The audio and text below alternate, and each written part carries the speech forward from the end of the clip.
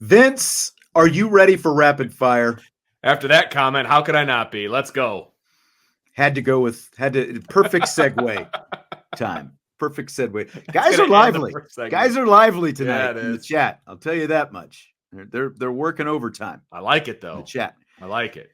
So Marcus Freeman was asked after the Blue Gold game about he's grown as a head coach in his first 2+ years at Notre Dame, and here is his answer. Oh, as far as me, I think, God, I wish I could just pinpoint one thing. There's a lot of things. There's a tremendous amount of things you learn, and I don't ever think you stop.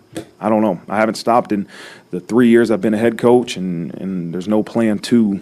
But I think the one thing that sticks out is that you have to, at times, pull back. And, I think the first year being a head coach, every day was the Super Bowl. Every day, like we had to win or lose, like this was the Super Bowl. And it's not saying that every day is not important. Every day is important, but what you're trying to get out of each day could change, right? And you have to look at this as a progression to making sure you're ready to go when it matters the most. And I think that's the thing I can point to that I've learned more than anything is being able to pull back and look and say, okay, how does this day matter in terms of the progression to where we want to go? And it's a different perspective than I've previously had. All right, so a couple follow-ups here, Vince. First, what do you think about his response? Every day's not the Super Bowl. You got to know when to pull back. Well, he's learning the process of being a head coach. He's learning what you need to do and how you need to do it and what that looks like. And I think that's important. I mean, it is important. It's something that as a head coach, you need to be in control and you need to set the tone every single day, whether it's a workout, whether it's a practice, whether it's a game. And I think he's starting to understand the differences between those. It doesn't all have to be at 100 miles an hour. So I agree. I think that's a great point that he made. Yeah. I think when you start off, we've obviously both coached before. You're trying to fix everything, and you probably want to be in, you want to be on top of everything and control of everything. And it's like now, it's got to be now. And there's always got to be this sense of urgency, especially depending on sort of like who you're coming from and, all like taking over for and all that different kind of stuff. And you're kind of showing everyone like you got the sense of urgency and, and you care and it matters and all that, but not everything can be priority number one. And it can't always be, like right now. There's got to be that balance, and there has to be balance between, what you're doing yourself, what you're delegating, all those different kind of things. So I can see what he's talking about, kind of trying to find that sort of happy medium in how you're approaching things on a day-to-day basis, especially when it is football and, like the calendar is spread out so far, so I think that was an interesting response.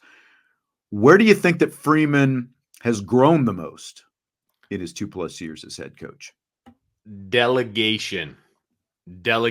I think that he tried to put it all on himself early on in his tenure as the head coach, kind of dictating what the offense was going to do and what they were going to look like and, all that kind of stuff. And obviously he still had his hand in the defense and, all of these different things. I think he's now, okay, Mike Denbrock, you're my guy on offense. You do your thing. Golden, you're my guy on defense. You do your thing. And that has in turn allowed him to coach better on game day as well. I think we've seen him get better with clock management. We've seen him get better with kind of his emotions on the sideline and, just being more dialed in as a head coach as opposed to a coordinator because it's completely different. And so I think that part of his maturation process has been really good. Yeah.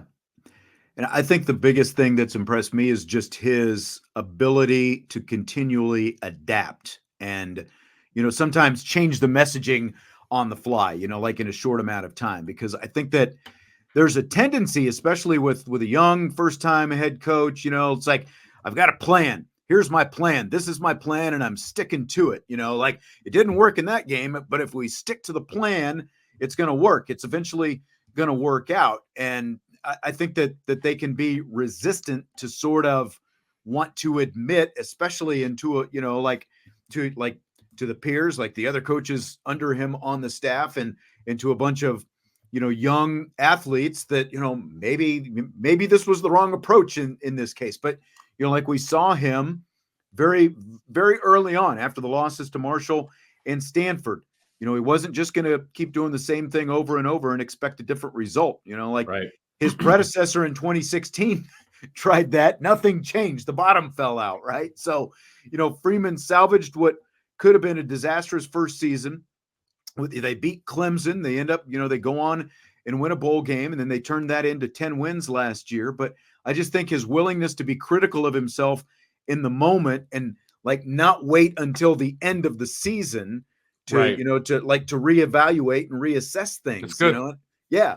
And I think that's somewhat unique in the coaching profession. Oh, that yeah. He's willing to do that. And you know what? And he's been partially doing that since he walked in the door at Notre Dame. Remember the Florida State game?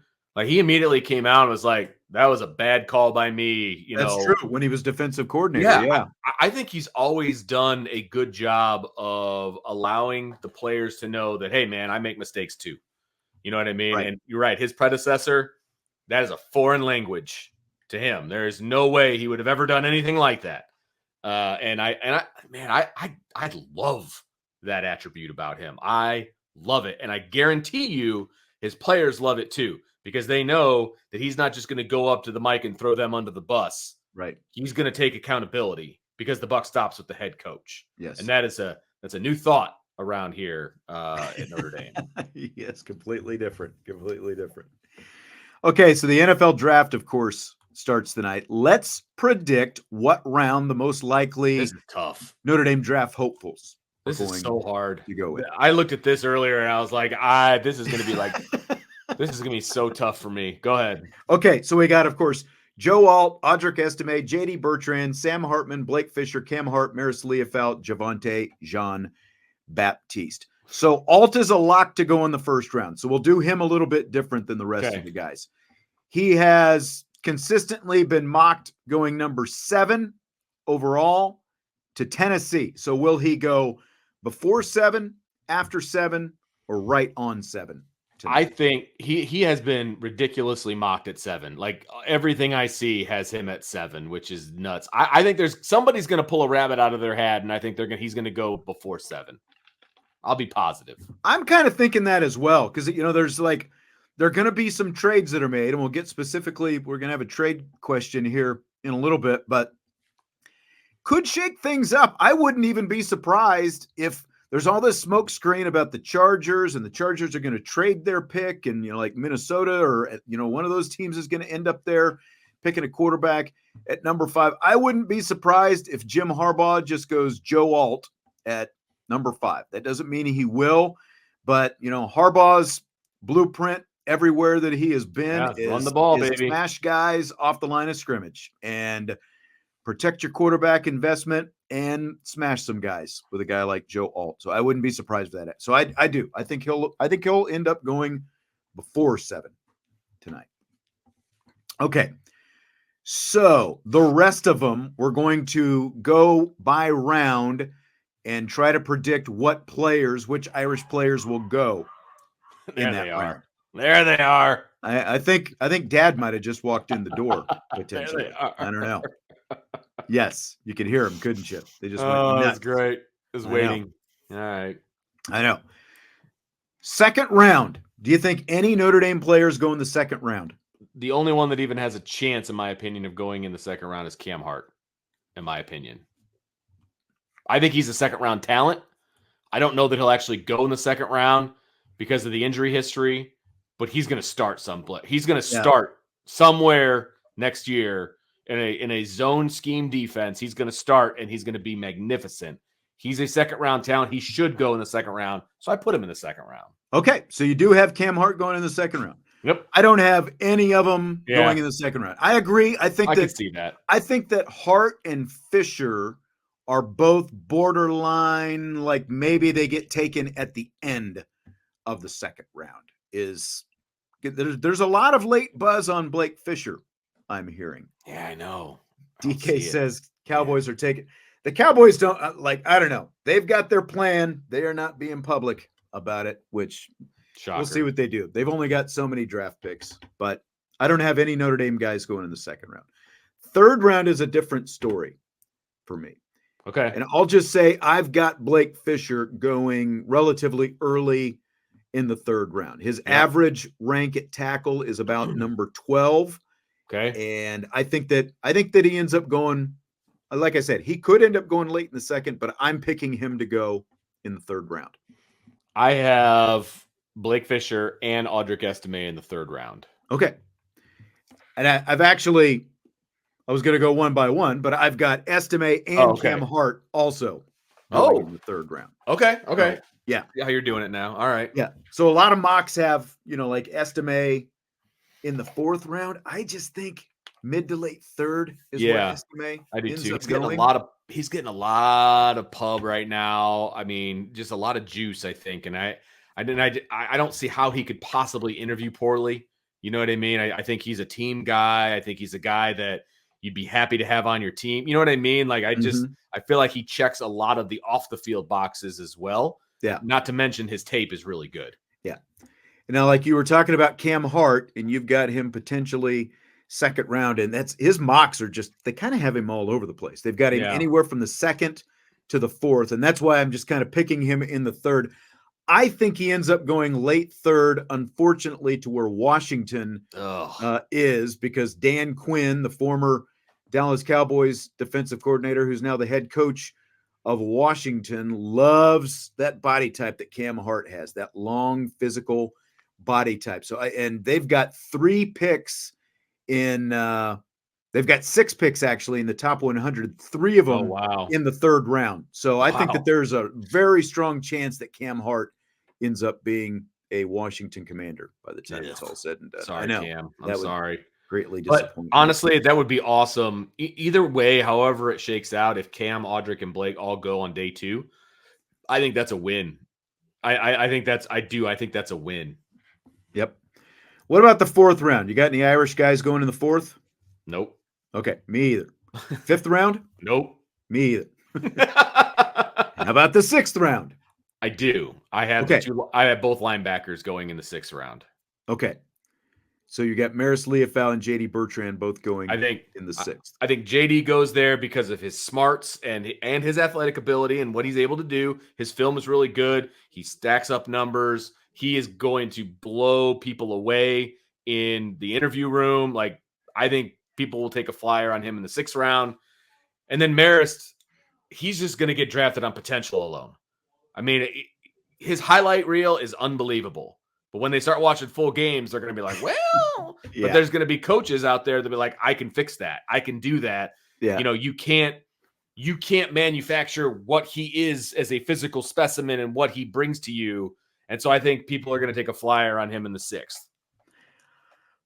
I think between the two, Liufau and Bertrand, I give Marist the better chance to go in the 6th because of all the stuff you're talking about, the athleticism and the length and the long arms and all that kind of stuff. And, because people are going to look at the physical traits and everyone wants to talk about Bertrand as a short arm guy and all that kind of thing. So I don't have any of them going in the 6th, but I think I would give Marist the better chance to go in the 6th. I've got Liufau, Bertrand, and Hartman all going in the 7th round. That's fair. I got Hartman in the 7th round. I do. Yes. He's going to make somebody very happy as a backup. I think he could have a very nice career as a backup quarterback. Over the next 10 years, maybe get a handful of starts, that kind of a thing like that.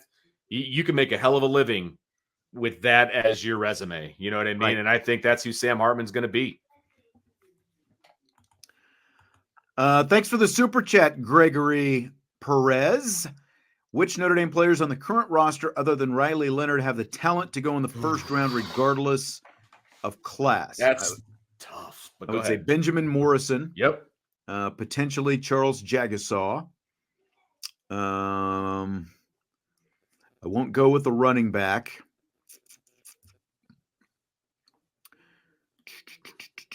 Receivers are interesting. I don't know if any of them right now I would put in that category. I don't think Xavier Watts will, just because safeties, right. He could potentially. Obviously, Kyle Hamilton was potential first round, but Kyle Hamilton was such a unicorn, just because of all of his dimensions and everything else. So I don't. Can you think of anybody? I would just say I would just put it at Morrison as the best shot. I think right now. I think Christian Gray has a shot because I think he's that's a good one. He's a Ben Morrison clone. Yeah. So I think he's got a shot. Then you start looking at, I think maybe Bryce KVA, Irish PA or PA Irish guy says Bryce Young. I think that's an interesting. He's got the one. pedigree. I mean, his career is still so early. That's the hardest part. And same with KVA. I was going to say KVA could be, in that conversation. But again, his career is so early. What is it going to look like as he moves forward? And then look, man, I'm going to say it. CJ Carr. He's on the roster. See, it's crazy. This is a next week conversation when we'll get into some more of this kind of stuff. But sure. Okay. But yes, I was actually I can't believe I forgot about CJ Carr when he asked that question, because I was thinking forward to potential first round guys over the next few years, and I think CJ Carr is definitely right in that conversation. Okay, so the Bears, of course, have the number 1 pick in the draft. Bears general manager Ryan Poles said earlier this week, quote, "We know what we're going to do, but everyone is going to have to wait until Thursday to go there," end quote. Do you think there's any way they do anything with number 1 other than draft Caleb Williams tonight? No, there's no way they do anything other than that, and because they just want to make me miserable. And I don't know if you saw, I tweeted about it this morning. I'm like, well, here we are. It's draft day. It's the day that the Bears put their franchise back a decade. That's how I feel that this is going to go tonight. And, it is what it is. I'll still root for the Bears, but I think they're making a very poor decision here. I mean, they've already taken 2 quarterbacks in the last, 6 years now? Something like that. Trubisky and Fields high in the first round. So this will be the third. Be interesting.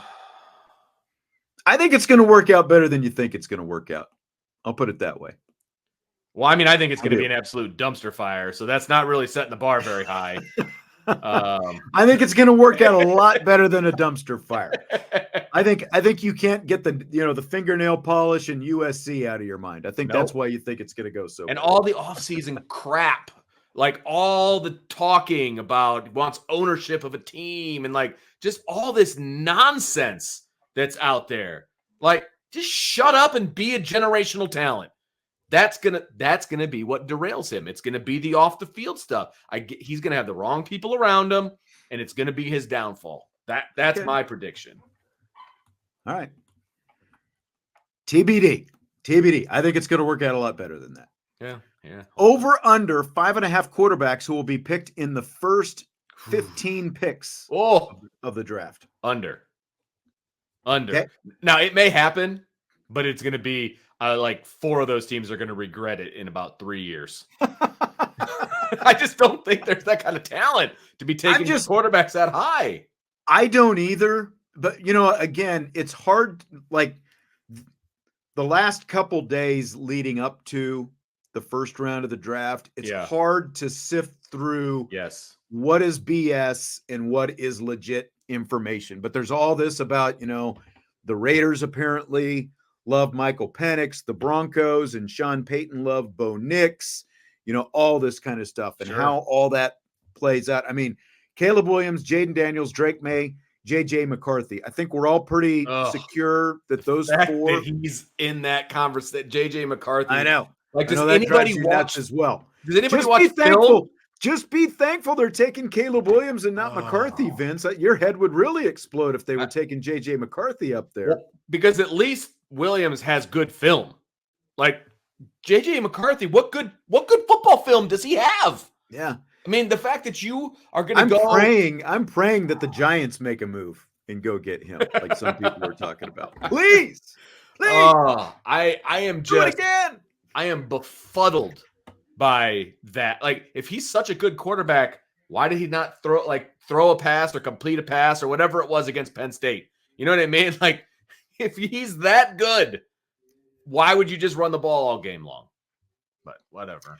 I'm going to go over though. I think that Penix is the biggest question, whether or not, because people are talking about, does he even go in the top 20? But I'm going to say Penix, gets in the top 15. If this Raiders talk is real, then you're going to have 6 of them go in the first 15 picks tonight. So I'm going over.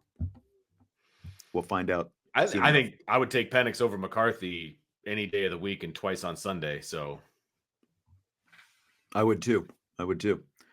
Much different kind of talent. Okay. Yeah. Curious to see what you came up with this, or if you've even had time to think about it. So the NFL draft, of course, is the biggest sporting event of the year that doesn't involve an actual game being played. College football has nothing like it. Mm-hmm. So my question is there something college football could create to take place in the offseason that could generate some big time buzz, interest for the sport? You know, like a right 1, 2, 3 day event kind of. So they used to have it. It was called signing day. And they've pretty much blown that up with the early signing day. They have multiple signing days now. And frankly, just because a kid signs at your school doesn't mean he's going to stick around anymore. I mean, with the transfer portal and everything else, everything is so volatile in the college football world. I don't think that there's anything you could possibly do. The biggest thing they ever had, remember how big of a deal signing day used to be? I mean, it was, but it still wasn't even close to draft day. No, you're not going to be able to touch. But you're right. Like, there's just so many schools, and you know, like the way it has to be done because kids are still in school. Right. But you're right. Like it's from a media standpoint. Back in the day when they would have draft coverage, like we would have to be there all day. They would serve lunch. There would be, you know, they would announce as every kid used to come in, and then they would have a big press conference. Remember, we would be sitting in that auditorium like all day long, kind of watching it all go, and you'd interview assistant coaches here and there. Like, it was a huge deal. And now it's just like, well, we'll just put up some Twitter graphics and call it a day. Like, it's just, there's just not the excitement of signing day anymore either. Like, remember when Manti, for example, decided to come to Notre Dame at the last second. Like, you just don't even have that kind of stuff different. anymore. You don't get any of that drama. And that's the thing with signing day now is like everyone pretty much knows who's going where. It's just a formality. Right. You know, it's drama less. Yeah. Yep.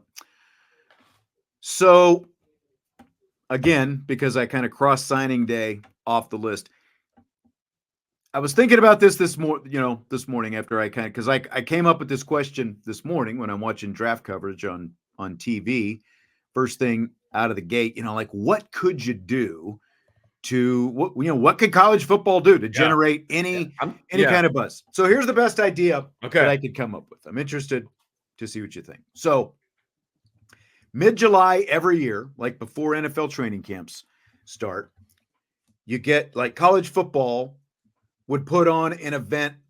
You'd move it to a different city every year, just like they do with the draft right now. For lack of a better name, like a national college football fan fest type thing.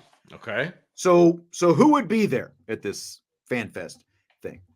So you're going to have 14 teams in the playoff every year. So for starters, if you were in the playoff the previous year, you're designated to go to this thing the next year. And then you like probably fill it out with, you know, like other teams that are in the preseason rankings going into the season, like maybe the top 3 or 4 teams from every conference, you know, that are picked to go in. You would have Notre Dame go there every year as well. So you would send like your head coach, your athletic director, and maybe every team sends like 4 like your top 4 players or something like that. So, you know, like Riley Leonard would go, Sam Hartman would have gone last year, that kind of thing. But here's sort of the spin that I put on. So right now it's a media day. Right. Rather than your traditional, you know, like you send the coaches and the athletic director and the players and they answer media questions, they go and you're selling fan fest tickets to this thing. So fans would get to like step up to the microphone and ask the players, or maybe not the players, but at least the coaches and the athletic director. They would get Q&A sessions with the head coaches and the athletic director. So like the coach sits up there with the athletic director on the stage, and then fans would get to step up to the microphone and actually interact and ask the coaches and the players their own questions. Then in terms of the players themselves, like they would get to do NIL type stuff. They would either get like an appearance fee, or they would, get money for signing autographs, or they could sell their own personal brand stuff or whatever. And then in terms of the media themselves, like you would put like the bigger name national media types, Kirk Herbstreit, Joel Klatt, Gus Johnson, all the people who are traditionally Chris Fowler, all those people, like they would also do the Q&A sessions with the fans. Oh, so like you would put them up there. So like they would be the one, like fans would be asking them questions. Like it wouldn't be the media who would be doing any of the questions and answers. It would all be fans interacting like with the head coaches, athletic directors, and that kind of stuff. But you would like, you would move it around to a different part of the country every year. Like Seattle gets it one year, Houston, Miami, Nashville, whatever. It's a fan fest. It's a exactly as Andrew Gilmore said, it's like Cubs Fest. You've got all the players there. You get to talk to people. They do press conferences. Basically along those lines. They're like that's the best I can come up with because again, there's not signing day is never going to get the same kind of, like you're not going to get everybody to congregate in one place like the NFL draft does. I like it. I could get on board with that. Okay. Might even get a nice little trip out of it and go to a big city that I've never been That's to. right. Like like as media, we would still, like the TV cameras would be there and, like you might get some kind of stuff, but you would set it up so that, it's like, okay, so Marcus Freeman, here's a question that he took from a fan, so I think you would get a completely different kind of perspective. Oh yeah. With the fans doing the interaction as opposed to, traditional media. It's interesting. I wonder if like, Notre Dame sports information would want to, clear the questions first. You know what I mean? Like, I'm sure everyone would want to. They would want to screen the questions. Yes. The question screening situation.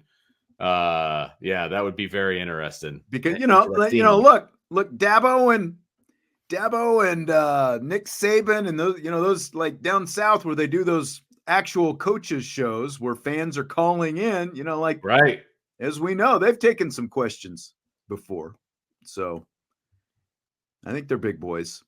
They can handle it. Well, Dabo didn't handle that one very well, but no, the one that one situation I remember, he didn't handle it well. No, I'm saying, they've taken crazier questions. This is true.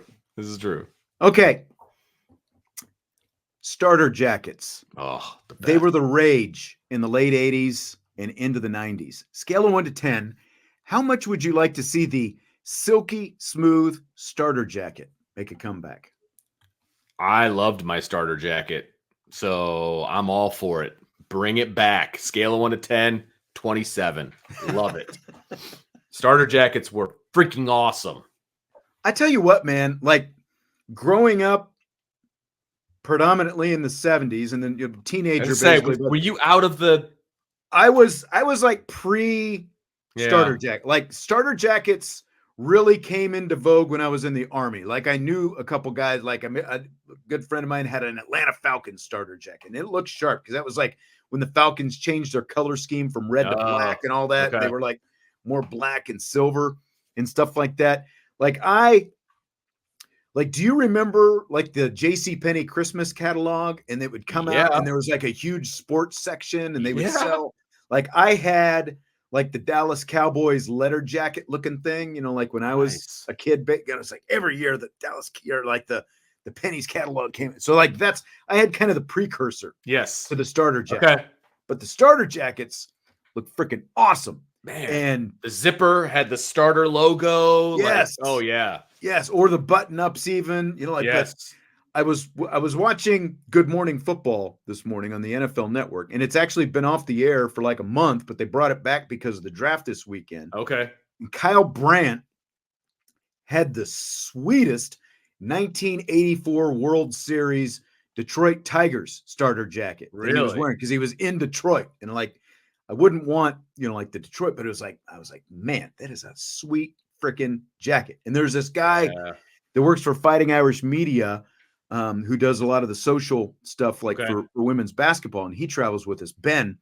And a couple times this year, he showed up with these vintage starter jackets, like on the plane. I'm like, where did you get that? And he's like, he's out thrifting and he's finding starter jackets. And it's like, that is the sweetest freaking jacket. And so, after I saw Kyle Brandt wearing his Detroit Tigers starter jacket, I got on eBay today. Oh boy. And I have purchased 2 silky smooth starter jackets. Two different. I'm not going to tell you what teams they are. Are you gonna unveil? When they show up, you will see it right here on the show. I am like the starter jacket. How did we go away from the silky starter jacket? That's what I want to know. That's a good question. D-Hawk says, I want to pull this one up. D-Hawk says, I still have my Notre Dame starter jacket I got for Christmas in '93. My mom kept it in pristine condition. Wow. I think my starter jacket is at my mom's house. You actually had one? Yeah, I had one. I had a Notre Dame one. Oh man. You need to see if you can dig that up. Right. It was white. It was predominantly white. Okay. And it had like Notre Dame like scrawled across the front of it. And like, oh yeah, it was I love that jacket. I'm excited. Like, I don't know when I'm actually gonna wear these things. Right. Right. I may have worn it up until I got my letter jacket from high school. Like, it may have been the precursor to my letter jacket. Do you remember, like in Rudy, they like it's like one of the there's a kid walking around with the starter jacket on, right? But it's like a right. What do you call it? Like it like it's there it's weren't starter jackets because it wasn't in the 1970s. Yeah, correct. Yeah, yes, it totally. And there's guys walking around in like Bettis jerseys and things like that in the movie, and clearly they did not have jerseys back in the 70s, really, like the fans were wearing. You know what I mean? Yeah. I can't wait for these things to show up. Oh, like, I am so excited for you. I am so excited because, like I said, I never had one. The closest thing I ever had was you were that a little older. You were. Yeah. Because like I said, I could have because like friends of mine had them. Like, did you ever have the Zubaz pants, or do you remember the Zubaz pants? Were those like the ones that had like the tiger stripies? They were like the tiger stripes in the NFL colors. Yes, I know exactly what you're talking about. I don't know that I ever had a pair, but I know exactly what you're talking about. I used to get like the NFL catalogs when I was over in Germany. And like, I was always thinking about buying a pair of the Zubaz, and I never did. I'm going to admit, looking back on them now, I'm pretty glad I never bought the Zubaz. Yes. Yeah. But I mean, I thought at the time that they were like the coolest looking freaking things. I'm like, I got to have the Zubaz, but then I never bought them. That was like the precursor basically to wearing your pajama pants out of the house. I mean, that's basically what that was. And a friend of mine had them, and I think that's actually what turned me like, I don't think so. It's like, no offense to anyone who went Zubaz. Yeah, well, that's great. But I actually went on Starter. I didn't realize, like, I thought that Starter was still around. I wasn't sure to what extent. I went on, they have a website. I'm going to say their stuff has kind of slid back, but I would think if they just made like a retro starter jacket line with those silky smooth starter jackets, I would think that would make a huge comeback if they decided to go that That's retro, like it. Yes, vintage. They look. I hope these jackets that I'm getting are at least in somewhat decent shape, because of course they're used, because they're fairly old, but for sure. Excited about the jackets coming. I bought the first one. I spent a little bit more for the first one than I really wanted to, but I was like, that just looks too sweet. I'm not gonna, because I thought about like making like a counter offer, and I'm like, nah. And then I looked, and he's already got like 6 counter offers or something. And I'm like, I'm just gonna buy it. I'm gonna buy now. Hit the buy now button. And then I bought the second one, different team. Looks like maybe not quite as in good a shape as the first one, but I'm pretty excited. So you'll see them. You'll see them both. All right. I get them. I'm going to wear them on the show. Okay. So looking forward to that. I'm looking forward to it. I bet you are. I need to talk to my mom. You need to find that. Like, If you can get yours, we'll like plan it out so that we both wear Yes. them the same night. Okay, deal. All right. Sounds good. Starter jackets. Make it happen. It's time for a comeback. Starter jacket resurgence. Maybe we should buy stock in starter right now on the chance that it's coming. Stock up, baby. Yeah, Stock up. All right. Well, thanks for being here tonight. That will put a bow on this evening. We got a lot of we had some Ricky Waters resurgence talk earlier in the show. We finished with starter jackets late in the show.